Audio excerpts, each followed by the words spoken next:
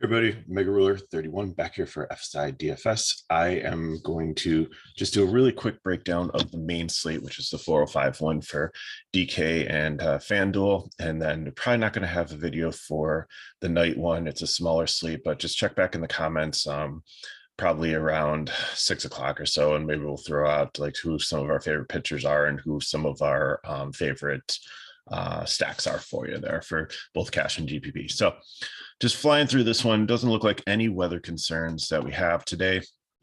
Rays and Orioles, wind blowing in like 16 miles per hour. So Jeffrey Springs, great choice. Probably going to be everybody's SP 2 for at 8K against the Orioles. Bradish is going to be talented down the road, but he's still struggling a little bit. So fade for me today. Tampa Bay bats, GPP. Baltimore could be a leverage stack because Springs is going to be popular. San Francisco and Pittsburgh. Alex Woods is another probably good choice in the mid-range here against Pittsburgh. They've really struggled hitting recently. Wind is blowing out here 60 miles per hour, so that does help a little bit, though. Quintana, not super interested. San Francisco is probably my second favorite stack. I want to take advantage of those wins with the bats here, a good matchup, especially the righties. And then Pittsburgh, I think, again, leverage stack because Woods could be popular. If people don't fear the wind, we'll probably play him against a weak Pittsburgh offense. Kansas City and Oakland, winds blowing out here again, 10 miles per hour, only 68 degrees, so a little bit cooler. 3.75 total on both, pretty much a pick 'em game. Brad Keller, Cole Irvin, both pitchers are meh. I think Keller is probably your best cheap choice because Oakland has just struggled. And I think you could probably stack either team if you need some cheap pieces. So I think this is just a bargain bin here. You're looking, if you need a cheap pitcher, pick Keller. If you need cheap pieces of bats, then take from either side if something fills in your lineup. Texas and Detroit. Looks like a decent scoring game here. Wind's blowing out 12 miles per hour, 72 degrees. So it's not like it's 90 degrees there. But it looks like a clear day, no rain or anything. Hearn and Garcia. I think Hearn also makes a decent cheap SP2 choice if you want to go down from the Chalk Springs. Detroit really doesn't have much power. It might get a couple guys on, score a couple runs, but Hearn should get some Ks against them and be decent. Probably is going to score anywhere from 10 to 13, 14 DK points. So that's decent at 6'9". Ron Garcia on the other side, I think is definitely a punt at 5'8". Texas has struggled at times. The righties, the lefties might get to him a little bit. I think Texas you can stack as a GPP if you want to take the lefties there against Garcia. And then Detroit, I think, is just, again, just kind of like Casey or Oakland. If there's a player that is hitting high in the order that has the split and fits in a position that you're trying to fill as last man in, then I think you're perfectly fine there. Other than that, I think there's better options. Los Angeles and Seattle, Sandoval and Flexen.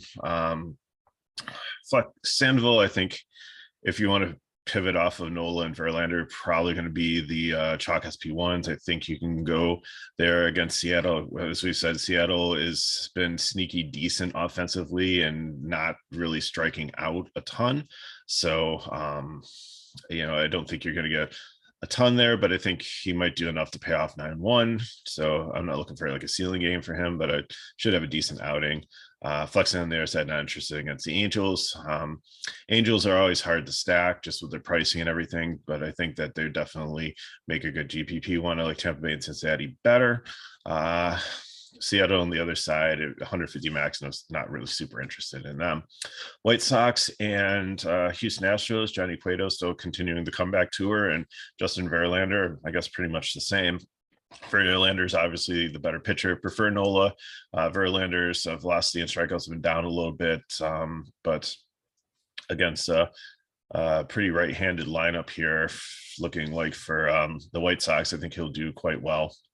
So I think he's the second favorite pitcher on the slate here if you're paying up. Cueto on the other side is a fade for me. I just think he's just not ready. Houston doesn't strike out much, doesn't walk much, and they'll probably put up some runs against them. They have a 4.85 total. So they'd be my third favorite stack on the slate, and White Sox would just be a leverage stack against Verlander, but probably the least favorite one out of leverage stacks because I think he'll just dominate them. Milwaukee Brewers and the Cincinnati Reds, Jason Alexander and Graham Ashcroft. Alexander is okay in the cheap range here because the Reds have struggled at times. It is the Great American Small Park and wind is blowing out 11 miles per hour. There's a 9 total in the game, 450. Pick them pretty much. Ashcroft on the other side, not interested, and he's a fade. I think Milwaukee is my favorite. They'd probably go into like one of the top stack slots, but they're so cheap. They got to be a favorite cheap stack here. Lefties, but I'll take the righties too here, especially heading up higher in the orders. Like some great pricing there to make things work. Cincinnati on the other side, I think, is a good GPP against the young Jason Alexander here.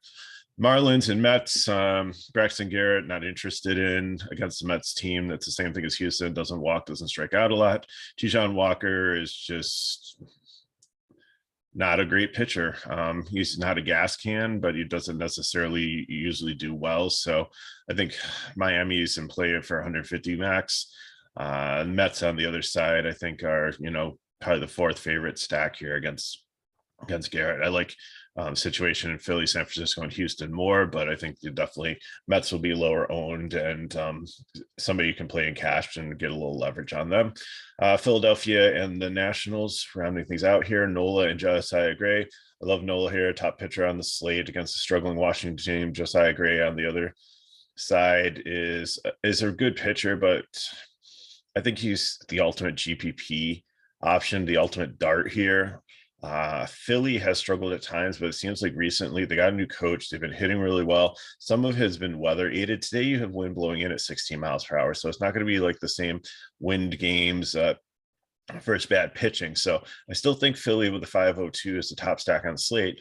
But game theory wise, if you want a lot of leverage, then play Josiah Gray.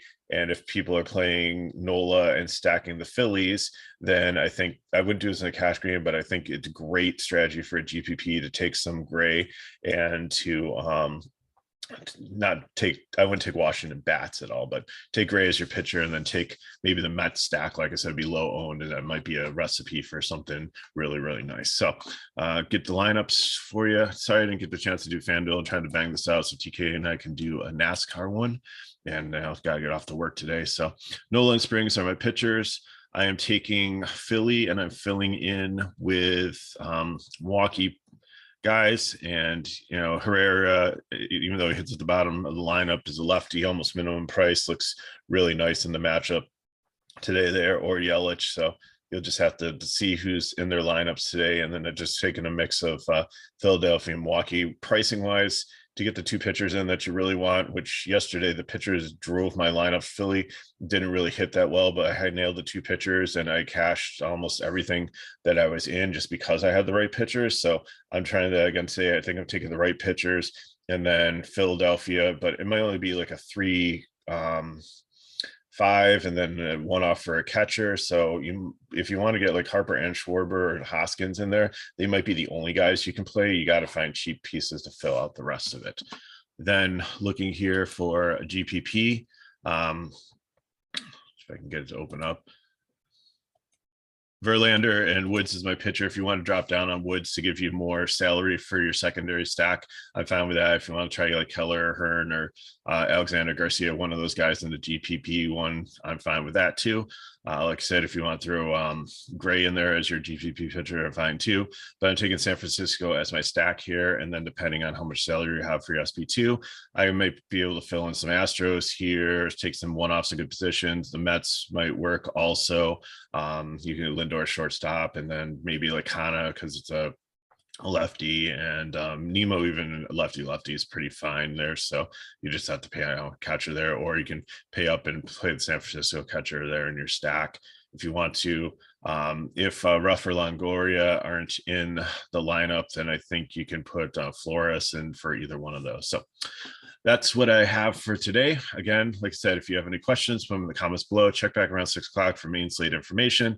I'll probably drop some FanDuel notes in there too, if anything's different than what's on the video here, like my pitcher and my favorite like stacks for cash and GPP. So check for that around 3:30 today because the lock's at 4:05.